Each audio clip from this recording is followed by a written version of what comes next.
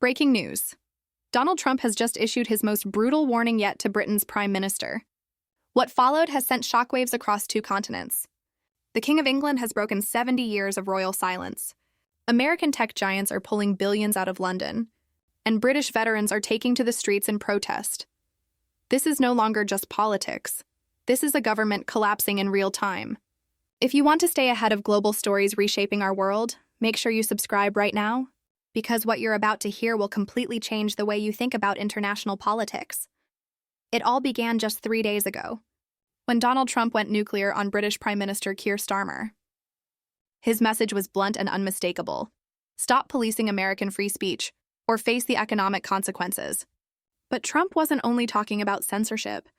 He exposed something that has left millions of British citizens furious. Leaked government documents revealed that Starmer's administration is spending $1.2 billion on luxury hotel rooms for illegal migrants, complete with spa services and ocean views. Meanwhile, British war veterans, men and women who once fought for their country in Afghanistan and Iraq, are sleeping on the streets of London. One of them, James Patterson, a decorated Royal Marine who survived 3 combat tours, was found living in a cardboard box outside a McDonald's in central London. While migrants enjoy hotel buffets funded by taxpayers like him, veterans are left to freeze through the night. The moral contrast is so shocking that even members of Starmer's own Labour Party have refused to defend it. But that was only the beginning. Trump's response came swiftly, and it was devastating. During a primetime address watched by over 50 million Americans, he declared that no foreign government has the right to silence American voices, and that no leader should fund luxury for illegal migrants while war heroes sleep on sidewalks. His words were chilling. Britain has forgotten what it means to honor those who serve. This ends now. Within hours, the economic hammer fell. American tech companies began holding emergency meetings to discuss pulling operations out of the UK. The massive US-UK trade deal worth hundreds of billions of dollars was suddenly put on hold. British tech stocks crashed, wiping billions off the market in less than 48 hours.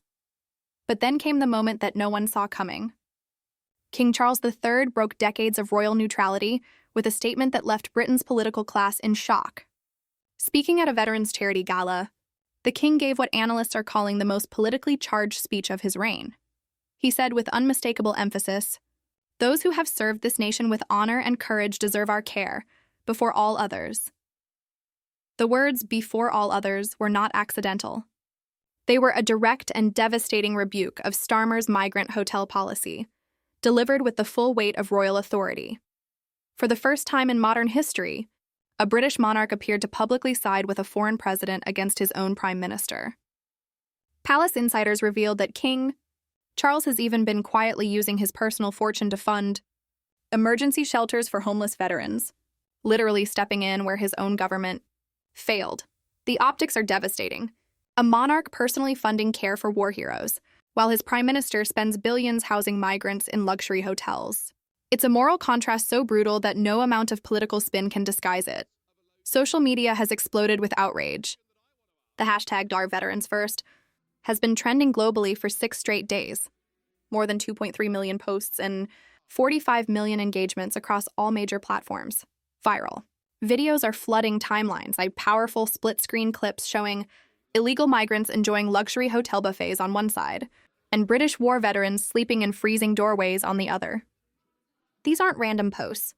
They're professionally edited, emotionally charged visuals exposing a brutal truth that even mainstream networks can no longer ignore. The streets of Britain tell the rest of the story. Massive protests have erupted across London, Manchester, Birmingham, and Liverpool. These aren't small or fringe demonstrations. They're made up of ordinary families, serving soldiers, veterans groups, and middle-class citizens demanding answers.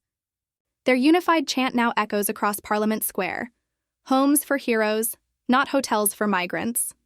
Police have been forced to close Westminster Bridge as crowds grow larger every day. Veterans in wheelchairs, some missing limbs from IED explosions in Afghanistan, hold signs that read, "Why do illegal migrants get luxury treatment while we sleep on the streets?" Inside Westminster, the political earthquake is accelerating. Cabinet meetings have devolved into shouting matches, with ministers openly questioning Starmer's judgment. 3 junior ministers have privately warned the Prime Minister that his policies have become politically toxic. Senior Labour MPs are signing urgent letters demanding a full review of migrant spending, terrified of losing their seats. Over 40 backbench MPs have now publicly distanced themselves from the government's hotel policy. Meanwhile, Nigel Farage and Reform UK are capitalizing on the chaos. Their Veterans First campaign has surged 8 points in the polls in just 1 week, as working-class voters abandon Labour in droves. The international fallout is equally catastrophic. Australia and Canada have both expressed concern about Britain's new online censorship laws. Even European Union officials are quietly questioning whether Britain, under Starmer's leadership, is drifting toward authoritarianism. From Washington to Canberra, the headlines are brutal. Britain betrays its heroes. Free speech under siege in London. The breaking point came during a tense Prime Minister's question session. Conservative MP Sarah Henderson stood up, holding a photograph of James Patterson, the homeless Royal Marine veteran whose story had captured global attention. The House of Commons fell silent as she demanded, "Can the Prime Minister explain why silencing American tech companies is more important than giving this British war hero a warm bed?" The photograph she held showed Patterson sleeping rough outside a McDonald's, his military medals still pinned to his jacket, with a cardboard sign beside him that read, "Veteran, please help." Starmer stumbled through his response, visibly shaken and glued to his pre-written notes as MPs hammered him with moral outrage. For several excruciating minutes, the Prime Minister looked like a man who had completely lost control. Meanwhile, the economic damage continues to spiral. American investors are pulling billions from British markets. Major tech companies are relocating their operations to Dublin, Amsterdam, and Frankfurt to escape Britain's restrictive digital laws. Google has announced it's moving its European content moderation headquarters from London to Ireland. Microsoft is transferring key operations to Germany. Treasury officials now privately admit that this standoff with the United States could cost Britain hundreds of billions in lost trade and investment. The post-Brexit economic recovery that Starmer once promised is collapsing before his eyes. But the deeper issue isn't just economic, it's moral legitimacy. When a foreign president and your own king both publicly question your leadership, when war veterans sleep on the streets while illegal migrants live in luxury hotels, that's not a standard political challenge. That's a full-blown legitimacy crisis, one that no political spin doctor can fix. And the images, flooding every screen in Britain, tell that story more powerfully than any speech ever could. The story has become impossible to ignore, an undeniable visual truth. Government-funded spa suites versus cardboard boxes. Lavish hotel buffets for migrants versus decorated veterans begging for food. Starmer's remaining defenders talk about complex issues and competing priorities. But no one wants bureaucratic excuses when the men and women who risked their lives for Britain are literally freezing to death on its streets. Every day brings new revelations. More leaked documents showing ballooning hotel costs. More heartbreaking stories of veterans abandoned by the system. More viral clips spreading across social media, fueling a level of public outrage the government can't contain. The algorithms are amplifying it nonstop. Engagement rates are off the charts. The emotional weight of the content is so powerful that it spreads faster than any official statement can respond. This isn't just a political scandal anymore, it's become the defining symbol of everything that's gone wrong under Keir Starmer's leadership. Detached from reality, morally tone-deaf, and willing to abandon British heroes while funding luxury for those who entered the country illegally, online. Movements like Veterans Before Migrants have exploded, gaining over 500,000 members in just 2 weeks.